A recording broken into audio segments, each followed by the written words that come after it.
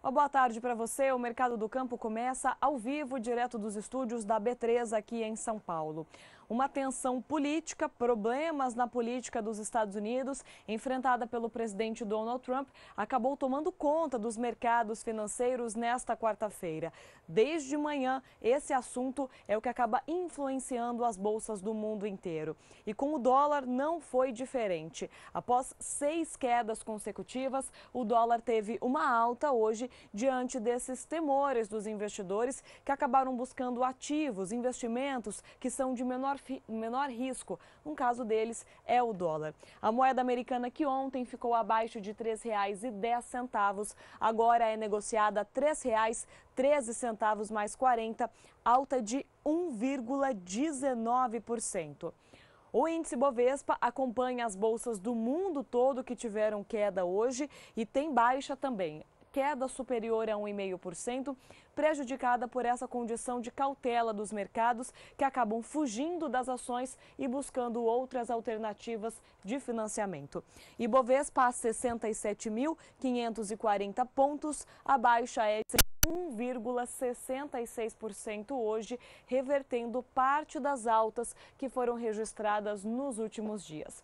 O que acabou mexendo muito com o mercado, então, foi essa situação lá nos Estados Unidos. Na semana passada, o presidente norte-americano Donald Trump demitiu o diretor do FBI, da Segurança Nacional lá dos Estados Unidos, e agora há uma suspeita de que ele tenha revelado documentos confidenciais para autoridades russas durante uma reunião na Casa Branca. Toda essa tensão pode até derrubar o presidente dos Estados Unidos. E é isso que deixa o investidor cauteloso. Por isso que ele sai do mercado de ações e busca outras alternativas, como o dólar, o iene, que é a moeda japonesa, que é um ativo muito seguro, e por conta disso, hoje as bolsas tiveram baixa. Bolsas da Ásia fecharam o dia em queda, bolsas da Europa também, nos Estados Unidos não foi diferente e aqui a Bolsa Brasileira acabou acompanhando toda essa situação. Mudando um pouco de assunto, falando agora sobre o mercado de fertilizantes aqui no Brasil, a ANDA divulgou os dados sobre entregas de fertilizantes durante o mês de abril. Você confere agora como foram esses dados. De acordo com a associação, apenas no mês de abril foram entregues 7.841.000 toneladas de fertilizantes aqui no Brasil, uma queda de 16% na comparação com abril de 2016. Nos 4 primeiros meses deste ano de 2017, a queda é de 0,60% se comparado com os 4 primeiros meses do ano passado. Os dados foram divulgados pela Associação Nacional para a Difusão de Adubos, a ANDA. De acordo com a associação, isso tem acontecido desde o início do ano porque houve uma antecipação na entrega de adubos que acabou se concentrando no mês de janeiro por conta da antecipação da safra também aqui no Brasil. Houve uma colheita mais cedo de soja, um plantio de milho dentro da janela esperada e essa antecipação é que acaba refletindo nos números também, porque no ano passado houve um atraso na colheita da soja e no plantio do milho segunda safra e isso é que acabou motivando esses números maiores em 2016. Agora vamos falar sobre a previsão do tempo. Juliana Rezende, da Somar Meteorologia, nos conta como ficam as condições climáticas para o centro-sul do Brasil. Olá, Juliana. Olá, Rafaela. Olá a todos. Os cafezais do estado do Paraná tiveram um bom desenvolvimento no decorrer dos últimos períodos porque tem chovido de forma bastante expressiva e frequente, o que tem garantido altos índices de umidade do solo, especialmente no estado do Paraná, no restante da região sul, em partes de São Paulo e também no Mato Grosso do Sul, é onde os índices de umidade estão mais elevados, especialmente nas áreas em rosa. A umidade do solo alcança até 100%. E segue beneficiando o desenvolvimento das lavouras. Os cafezais do estado do Paraná já começaram agora a fase de colheita, com apenas 5% das lavouras já colhidas. E o restante das lavouras ainda seguem em fase de desenvolvimento e também maturação. No decorrer dos próximos 5 dias, até o dia 22 de maio, a expectativa é de chuva expressiva na maior parte do centro do país, entre Mato Grosso do Sul, São Paulo, sul de Minas Gerais e ainda o norte do estado do Paraná. São esperados volumes de 70 até 100 milímetros nessas regiões. No restante do centro-sul, as chuvas ainda seguem se espalhando, mas agora são pancadas de chuva de fraca intensidade e com baixos acumulados. Já no decorrer do segundo período, do dia 23 até o dia 27 de maio, agora as chuvas perdem força na parte mais central do país. O tempo firme predomina entre Mato Grosso, Goiás, a faixa oeste mineira e ainda o norte de São Paulo. As pancadas de chuva se espalham na faixa oeste do Mato Grosso do Sul e ainda em todo o litoral do Sudeste. Mas é na região sul que deve concentrar os maiores volumes de água. Agora são esperados volumes de água de até 30 milímetros nos 3 estados da região sul, mas é na metade oeste gaúcha que devem se concentrar as chuvas mais expressivas. Agora, ao longo do terceiro período, até o dia 1 de junho, agora a expectativa é de que as chuvas mais expressivas ainda se concentrem na região sul. Os acumulados não devem ainda passar de 30 milímetros. O tempo segue mais firme ainda na parte mais central do país. Não há expectativa de chuva. Então, pelos próximos dias, o estado do Paraná segue recebendo chuvas expressivas e frequentes e segue mantendo um bom desenvolvimento dos cafezais. Obrigada, Juliana, pelas informações. Daqui a pouco ela volta com outros destaques da previsão do tempo. Agora o mercado do café. Nos últimos dias nós acompanhamos uma queda muito acentuada para os preços do café robusta na Bolsa de Londres e arábica na Bolsa de Nova York. Isso aconteceu mesmo com o dólar em queda nos últimos dias e o preço do petróleo em alta. O motivo da baixa no preço do café eram justamente as condições aqui no Brasil. A colheita já se iniciou nas principais regiões produtoras e isso trazia um aumento de oferta no mercado internacional. Mas agora existe essa previsão de chuva em algumas áreas produtoras de café e, com isso, há a possibilidade de paralisação nos trabalhos. Foi o motivo que os investidores encontraram para buscar essa recuperação nos preços. Os contratos lá na Bolsa de Londres para o café robusta tiveram alta acentuada. Para maio, 1.970 dólares por tonelada, alta de pouco mais de 2%. O contrato de julho, a 1.997 dólares por tonelada, sobe 1,93%. Para setembro, 2.017 dólares por tonelada, alta de 1,86%. E novembro, a 2.026 dólares por tonelada, alta de 1,91%. Os contratos mais longos para setembro e novembro já se recuperam e ficam acima de 2.000 dólares por tonelada. Os contratos do café arábica na Bolsa de Nova York seguem essa tendência de alta forte, com essa perspectiva de clima menos favorável para o andamento da colheita aqui no Brasil. Maio, a $1,32 por libra-peso, sobe 2,28%. Julho, a $1,34 por libra-peso, sobe 2,24%. Contrato de setembro, a $1,36 por libra-peso, tem alta de 2,16%. E o contrato de dezembro atinge agora $1,40 por libra-peso, alta de 2,11%. Mercado de café reverte parte das quedas registradas nos últimos dias. Aqui no Brasil, os preços acabaram acompanhando os mercados internacionais. O contrato de setembro deste ano, negociado a $163,50 a saca, alta de 1,96%.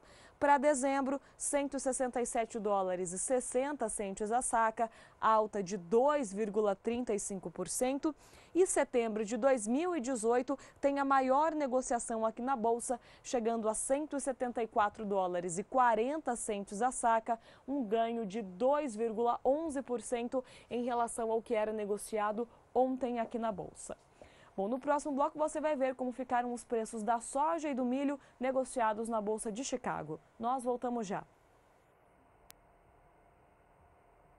Mercado do Campo de volta e agora com informações do mercado de hortifrutis. Vamos falar um pouco das folhosas que tiveram uma melhora na qualidade aqui no estado de São Paulo na última semana, de acordo com dados do CPEA. O que melhorou a qualidade das folhosas foi a queda nas temperaturas, que garante um melhor desenvolvimento das plantas. Só que foi justamente a temperatura mais baixa que diminuiu a demanda por essas folhosas. Com isso, preços em queda acentuada.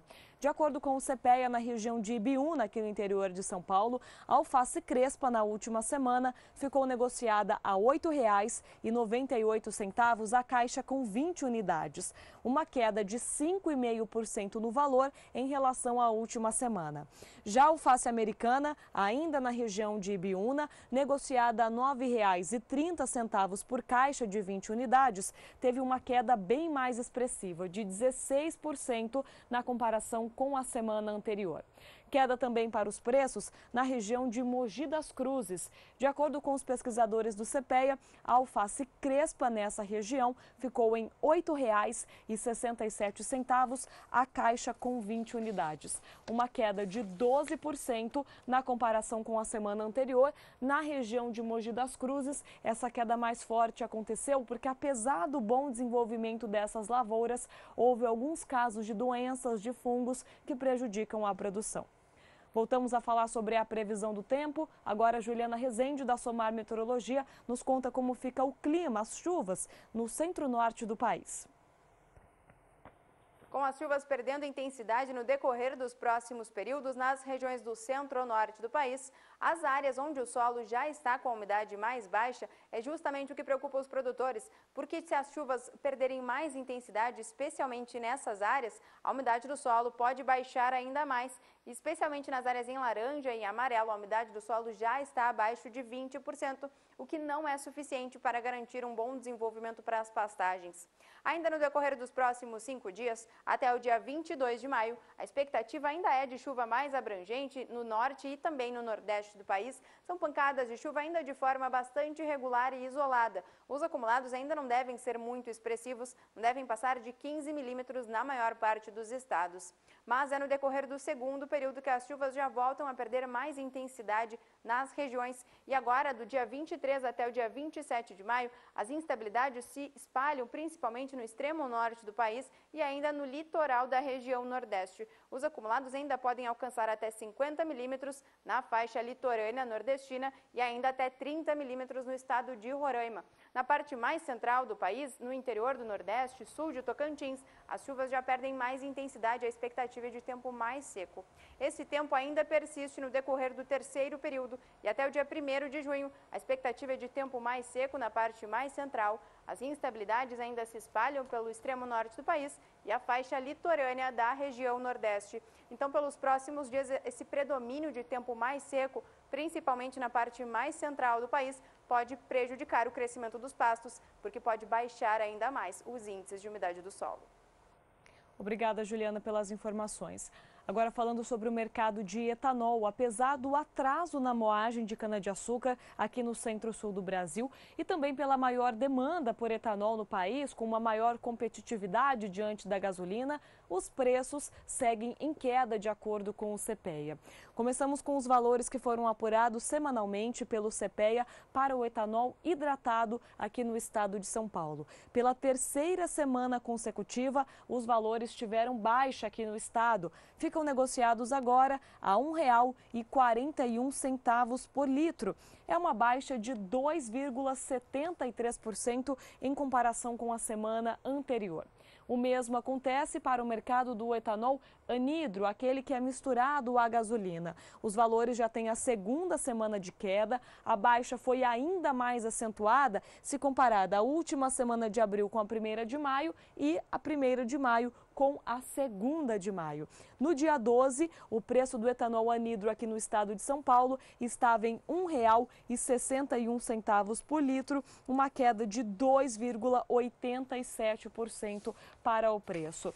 Bom, mas esses valores estão em baixa, mesmo, como eu disse, com essas condições de demanda mais aquecida e moagem atrasada. Segundo os pesquisadores do CPEA, o que acontece no mercado de etanol é que na primeira quinzena de maio houve uma oferta maior, um volume maior ofertado por parte das usinas que precisavam fazer caixa e abrir espaço para armazenar a safra que está começando a ser colhida. Então, diante desse cenário, a oferta acabou sendo maior do que a procura e os preços tiveram 2 semanas consecutivas de queda aqui no estado de São Paulo.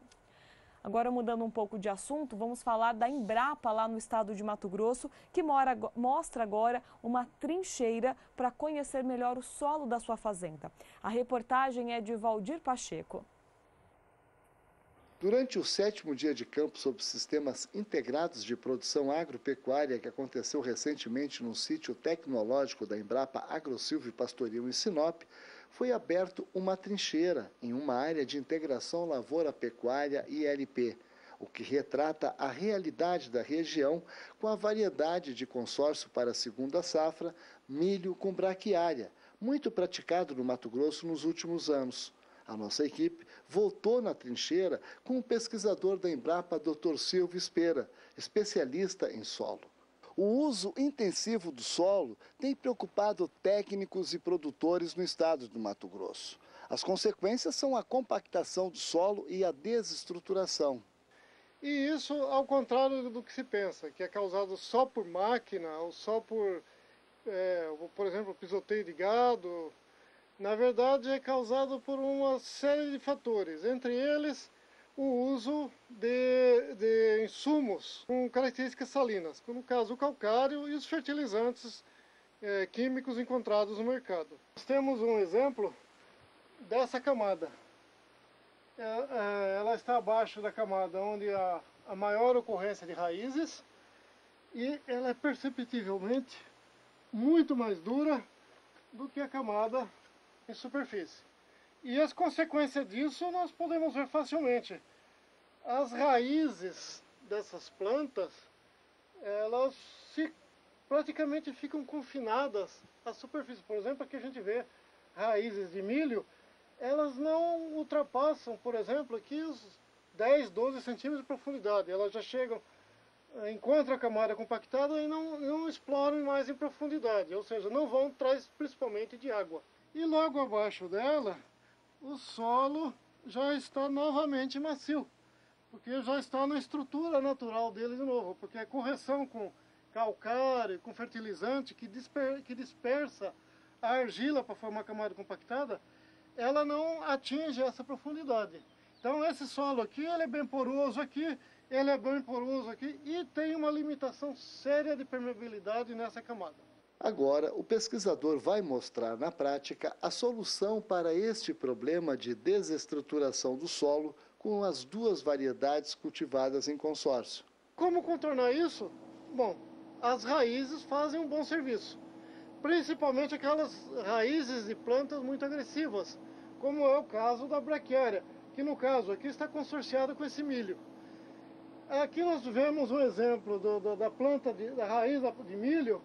Ela está atingindo no máximo aqui uns 20 centímetros, não desce mais que isso. Já a raiz da braquiária consorciada na linha do milho, ela está atingindo mais de 1,5 metro, certo? E esse volume de raiz que a braquiária promove, que ela cria no solo, além de promover uma ciclagem, trazendo lá de baixo os nutrientes, por exemplo, o potássio, ela também consegue romper essa camada compactada, como aconteceu aqui, e ao romper essa camada compactada, ela forma canais que as raízes de outras plantas depois vão utilizar para transpor a camada compactada. Valdir Pacheco para o SBA. E em Mato Grosso está uma equipe do Rally da Safra fazendo todo o acompanhamento da safra agora de milho lá, da segunda safra de milho no estado mato-grossense. E de acordo com essa equipe, que está agora na região sudeste de Mato Grosso, a colheita por lá deve começar entre 30 e 45 dias ainda. Segundo os técnicos que fazem a parte dessa região lá, da Rally da Safra, eles dizem que choveu mais neste ano, os produtores acabaram cuidando mais das suas lavouras, prevendo também uma safra maior. Agora vamos falar sobre os mercados. Os preços da soja ontem atingiram o maior patamar em 6 semanas e isso abriu espaço para uma realização de lucros por parte dos investidores. Isso porque continua toda aquela pressão de um bom aumento de oferta.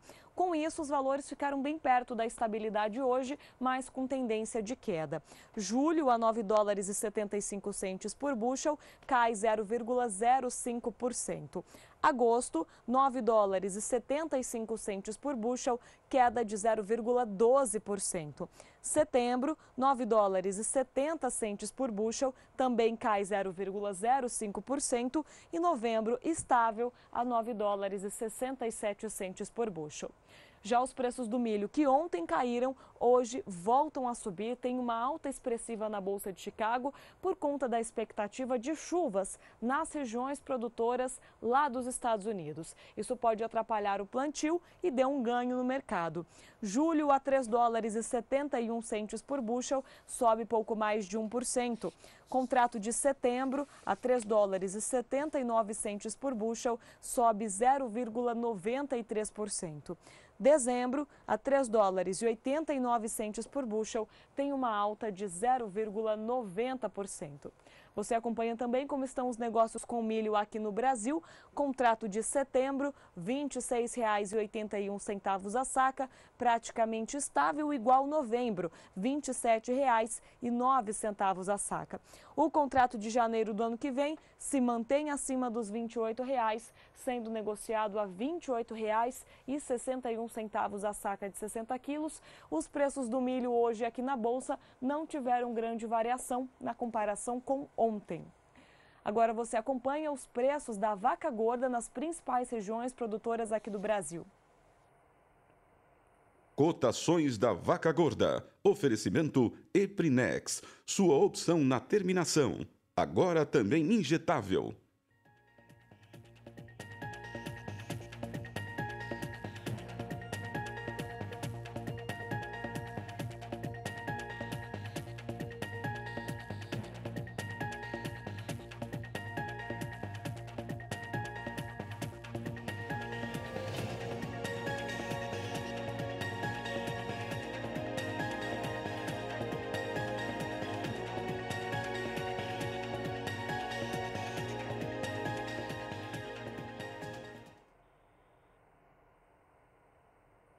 No próximo bloco, uma entrevista especial sobre a RTRS, a Associação da Soja Sustentável. Voltamos já. O Mercado do Campo está de volta e agora com uma entrevista especial sobre a RTRS, é a Associação Internacional de Soja Sustentável. A associação teve a sua primeira reunião aqui no Brasil ontem em Brasília para apresentar os novos projetos desse ano. Um deles é atrair cooperativas para dentro da associação, trazer novos associados. Walter Puga Júnior conversou com Cid Sanches, que é consultor da RTRS e conta mais sobre essa associação. Veja. Cid, você representa no Brasil a Associação Internacional da Soja Responsável. Qual é o objetivo dessa associação internacional que existe há 10 anos? Isso, ela foi criada por consumidores europeus, por ONGs, produtores participam também, indústrias, bancos, que eles queriam desenvolver um padrão de soja responsável. O que é o padrão de soja responsável? Passaram-se 6 a 8 anos só discutindo o que é essa soja responsável. Foi discussões enormes com a cadeia produtiva, com tradings, com ONGs, com bancos, até se chegar nesse padrão que é aceito e comercializado no mercado hoje. É muita exigência para o produtor de soja ter uma soja certificada e fazer parte, vamos dizer assim, ter a aprovação dessa associação internacional? Não, eu acredito que não, porque hoje no Brasil é o país onde tem maior número de produtores e toneladas de soja certificada. Por quê? Porque a legislação brasileira já é muito complexa. Legislação trabalhista, legislação ambiental, as práticas agrícolas. Então, se o produtor já cumpre com toda a legislação nacional, ele está com 70%, 80% do caminho andado para chegar numa soja responsável. Nós vendemos recentemente, você comentava isso agora há pouco mais aí de 3 milhões de toneladas de soja classificadas, certificadas como soja responsável. Eu pergunto, esse mercado cresce ou ainda é muito pequeno? Esse mercado cresce, eu acredito que hoje é um mercado ainda de nicho, né? É um nicho de mercado, mas a gente está verificando um crescimento de aproximadamente 900 mil a 1 milhão de toneladas a cada ano. Então, a gente considerando que esse volume, isso está disponível no mercado e está funcionando com compradores e com produtores certificando desde 2014, então é muito recente. E isso já atingia esses 3,1 milhões de toneladas, esse ano a gente vai chegar com certeza a umas 4 milhões de toneladas. Eu acho que é um resultado muito interessante se considerar que são 3 ou 4 anos só do mercado consolidado. Quem compra, quem quer essa soja responsável? Hoje está se mudando um pouquinho do início da discussão do RTRS. Antigamente as tradings e as indústrias de rações animais participavam muito e adquiriam esse produto. Hoje elas continuam participando, só que o volume está se passando muito maior para a indústria alimentícia e os supermercados, ou seja, aqueles que têm o contato com o consumidor final. E estão tentando traduzir isso para o consumidor final, mostrando que em diversos produtos você tem soja. Soja responsável, soja certificada. Exatamente. Quais são os grandes compradores? Hoje você tem, né, empresas como Unilever, como grandes supermercados, né? Tem muitos supermercados realmente na Europa que estão comprando. E também um dado bem interessante é a indústria de laticínios. A indústria de laticínios em alguns países nórdicos da Europa, ela é 100% soja responsável. Então toda a ração que vai para a indústria de lácteos fazer, né, leite, queijos e etc., tem que ser certificada, RTRS, obrigatoriamente. E o produtor de soja brasileiro, que hoje responde por 70% aproximadamente dessa soja certificada no mundo, que é comercializada no mundo. Esse produtor recebe um pouco mais por essa soja? Sim, ele recebe. Ele recebe na forma de um prêmio, né? Um prêmio por ele estar certificado, equivalente à quantidade de toneladas que ele tem produzida.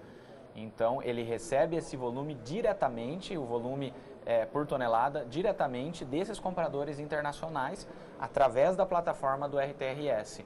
Esse recurso vai diretamente dos compradores para o produtor, sem passar por tradings ou por atravessadores. Ou seja, um contato quase que direto, uma remuneração direta. Agora, como isso ocorre? Isso é um movimento um pouco mais sofisticado. Mas a pergunta é, para o produtor se preparar e fazer parte da RTRS, ou seja, da Associação Internacional de Soja Responsável, e ter uma certificação, custa muito caro? O que ele precisa fazer? Normalmente, o que a gente está acompanhando pelo campo, no interior, são grupos de produtores. Você faz um grupo de produtores, seja de 5, 10, 20, 30 produtores, onde nesse grupo facilita, porque você vai precisar com certeza de um engenheiro ambiental, de um engenheiro agrônomo que vai acompanhar o grupo para ver o que está certo, o que está errado. Então uma pessoa que faz essa quase que uma consultoria, né, trabalhista, ambiental, das boas práticas, né, verificando o que está ok nas propriedades. Esse já seria o primeiro custo, que daí você, tendo um grupo de produtores, isso dilui esse custo. E o segundo custo é da auditoria externa, que a auditoria externa é feita pelos organismos de certificação internacional, que eles também cobram por isso, e você fazendo em grupo, isso também dilui esse custo. Então não é tão caro. Não é tão caro e varia também, né, de acordo com cada propriedade. Tem propriedades que já estão corretas, já estão adequadas, são pequenos pontos de organização, adequação. Já tem propriedades que precisam investir em algumas construções rurais, algumas coisas, então varia daí de propriedade para propriedade. Agora nós teremos em Lille, na França, agora no próximo mês, depois de maio, lá no começo de junho, um encontro internacional e você estará lá. O que o Brasil mostra nesse encontro internacional da RTRS, da Associação Internacional da Soja Responsável na França agora? O que é mais importante nesses encontros, né, que o RTRS promove, ou sempre quando eu estou por aí, a gente está tentando promover, é a conexão direta entre produtores e o mercado final consumidor. Então, você ter a oportunidade de levar produtores, por exemplo, para a França, falar diretamente com grandes empresas que são consumidoras desse produto final, né, que usam, às vezes usam pedaços, usam partes de soja, às vezes usam mais volume de soja, mas usam soja na sua matriz produtiva e quer conversar com esses produtores, quer entender o que se passa no campo, quer entender, e os produtores vão estar lá para isso. Então, essa possibilidade dessa conexão é o principal ganho desses eventos. Você não estará nesse evento sozinho, então. Alguns produtores acompanham, porque você é consultor externo dessa associação internacional. Vai a esse encontro com alguns produtores? Exatamente, vamos com os produtores de Sorriso, que fazem parte do grupo do CAT, do Clube Amigos da Terra, vão estar lá, produtores do Maranhão, que são organizados pelo grupo da FAPSEM também, outro grupo certificado, tem outros grupos, outros produtores que também, SLC, vários outros grupos de produtores que vão estar indo também da AMAGE participar desse encontro. É um encontro importante. É um encontro muito importante, né? É uma possibilidade, se for pensar bem, quase que única, onde você conecta produtores com o mercado consumidor. Ele conversa com o consumidor ali, com a empresário que vai comprar essa soja. Exatamente. E as empresas, principalmente as grandes, de laticínios, de alimentos da Europa e algumas do Brasil que estão cada vez aumentando o interesse também, elas querem desenvolver projetos junto com os produtores. Só que elas não têm nenhuma conexão, não conhecem esses produtores, não conhecem as associações de produtores. Então elas querem desenvolver projetos que fomentem essa soja responsável. Projetos que não precisam ser da noite para o dia, projetos onde se escalonizam, aumentam-se o volume ano a ano, eles adoram isso, eles gostam disso, eles querem investir nisso. Bom, você acaba de ouvir o Cid Sanches, aliás, Cid Sanches participa logo mais no dia 15 de maio do Agrobalsas 2017, que vai ocorrer aí na região norte e nordeste do país, no nordeste do país. Você estará lá também? Estarei lá em Balsas, né? O Agrobalsas é o principal evento ali do Mapitobá, ou talvez até do Mapito, né? Porque ali realmente é uma conexão muito grande entre o Maranhão, Piauí e o Tocantins. A Bahia fica um pouco mais distante, mas de toda essa região, Maranhão, Piauí e Tocantins, é o principal evento ali, onde a gente vai ter compradores internacionais vindo visitar o evento e além de todos os produtores da região. Bom, fique ligado, a Associação Internacional da Soja Responsável está em atividade no Brasil. Ainda não temos uma sede aqui, o Cid Sanches comentou comigo agora, mas em breve teremos até a possibilidade de uma sede dessa Associação Internacional da Soja Responsável no país, que agilizaria um pouco mais o trabalho aqui, não? Exatamente. O crescimento é tudo muito novo, por mais que a associação tenha 10 anos, esse mercado da soja certificada, como eu falei, são apenas 3 anos, então aos poucos estamos crescendo, estamos fazendo volume, com certeza a gente vai ter mais gente trabalhando, mais produtores certificando, mais empresas comprando, então é natural que esse crescimento venha a ocorrer. Eu agradeço a presença do Cid Sanches aqui conosco, vamos encerrando essa entrevista, voltamos ao programa. E o Mercado do Campo fica por aqui. Você acompanha agora o Pecuária BR com Renata Ferreira e Jorge Zaidan. Nós voltamos amanhã às 5h35 da tarde, horário de Brasília.